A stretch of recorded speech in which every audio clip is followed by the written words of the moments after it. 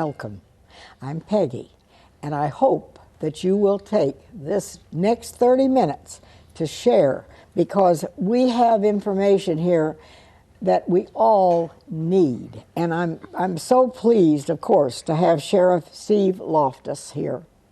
And next to him is Master Deputy Natalie Hill, and she is a crime prevention specialist. And we all, we're busy and we don't think about it. But when we're out driving around, lock your car. Keep your house locked. There are simple things we can do to keep ourselves and our neighborhoods safe, but maybe we forget. So I am pleased that you're here. We're heading into good weather, holidays, school will be out and people will be taking trips, and hopefully everybody will be safe and happy.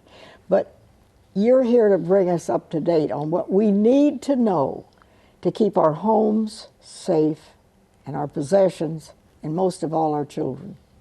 Yes, ma'am, you're correct. And thanks again for the invitation. It's always a pleasure to be here. To give you a little bit of a background on why we have thefts in our community, it's primarily related to the sale and the use of illegal drugs. I would say that 70 to 75% of our property crimes, such as auto break-ins, residential break-ins, commercial break-ins, strong arm robberies, armed robberies, things like that, or crimes committed because people are trying to get items of value to sell in order for them to buy drugs.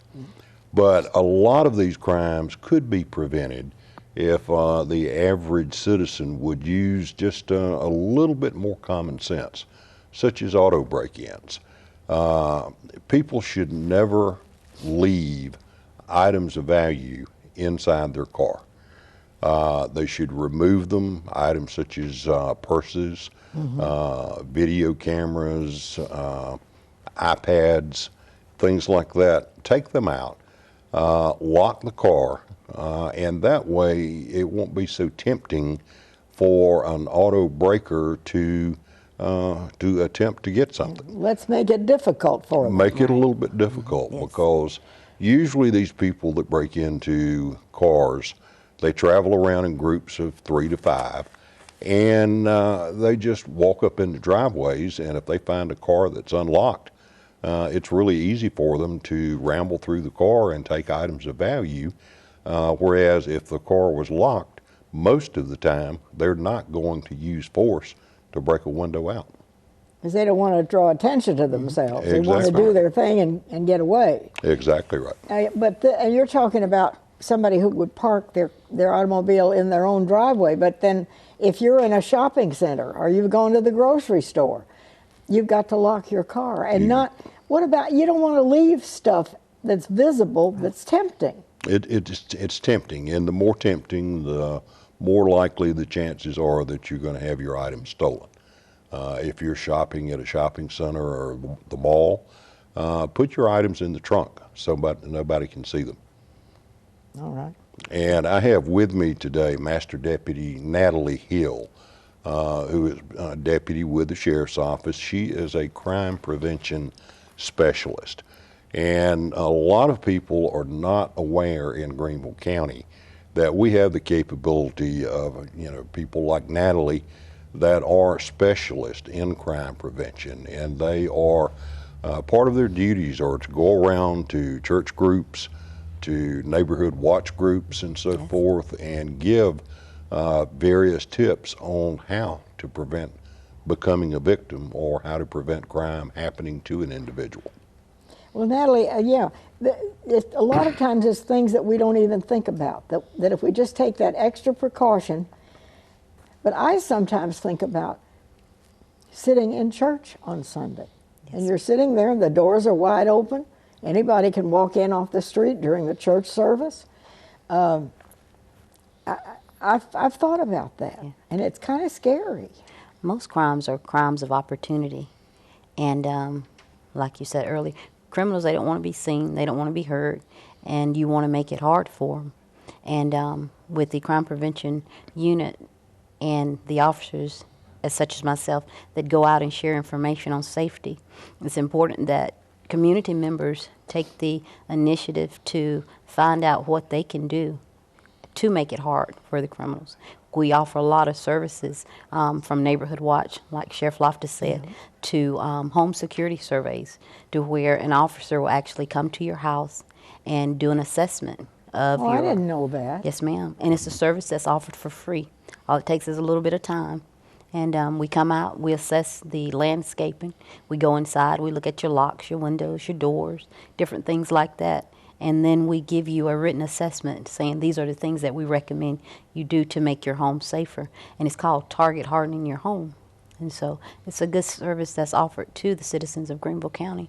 And all you have to do is give us a call and we'll schedule it for you. That's wonderful. So many times it's things we don't even think about. Yes, ma'am. Is that right? Yes, ma'am. It is.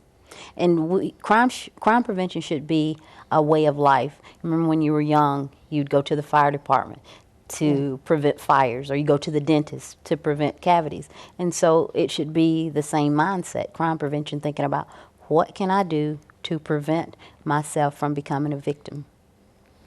Now, that's within your own home and when you're out and about. And especially if you're driving and your doors in your car are unlocked, you stop for a light, anybody can just open the door and you're helpless. Yes, ma'am. So one of the first things we should do is when we get in the car and start the engine, lock the doors. Yes. You can make it hard for them. Just be aware of a person should be aware of their surroundings. If you don't put yourself in a situation to become a victim, then you won't. The locks are there, so use them. You mentioned earlier about sitting in church. Our crime that did occur to me a few times when I've been sitting in church. Well, our crime prevention specialists actually teach a class when churches, upon request that we get, they actually teach a church safety security program that a lot of churches throughout Greenville County have requested us to put on that class, and they have some form of security that adds a sense of safety to the church members during the service. Well, many times there will be a police officer, you know, where there's a parking area, if it's a large church and you have a big parking, you know, people come to, there's somebody there. But once that service begins and the doors, anybody can walk in. Correct. Yes. And it can be very frightening. Yes, ma'am, it can. And some churches have invited officers to come to the churches in uniform, and so I have chosen at some Sundays at my church I'll go in uniform and provide that visibility, or even having the marked car in front. But you're right, most of the officers that have been there in the past were basically for traffic detail or parking lot security. But some churches have opted to have the officers to come inside after that parking detail and to be there during the service. And some of this is up to us. Yes, ma'am, To it be is. aware, as you said, of your surroundings. And you don't want to frighten people. Right. But I'm thinking of schools as well, of our children in schools. We used to never think about our child not being safe in school. And now you worry about it. Well, exactly right. When, as we were talking about earlier, Peggy, when we were growing up, home was safe, school was just as safe as home, and church was just as safe as home and school.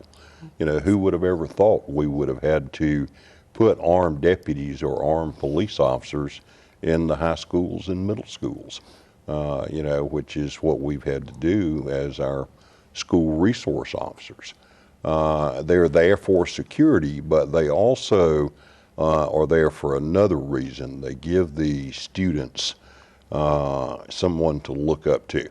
All of our SROs in the high schools and middle schools become friends with most of the students. They do. They teach them classes on safety. They teach them classes on, you know, character, reputation, integrity, and so forth. You know, and it works out really well, because so many of the students may not have both sets of parents, at home to be able to talk to.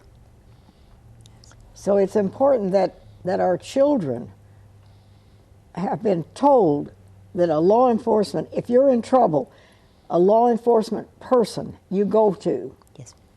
and you don't have to be afraid to go and seek help.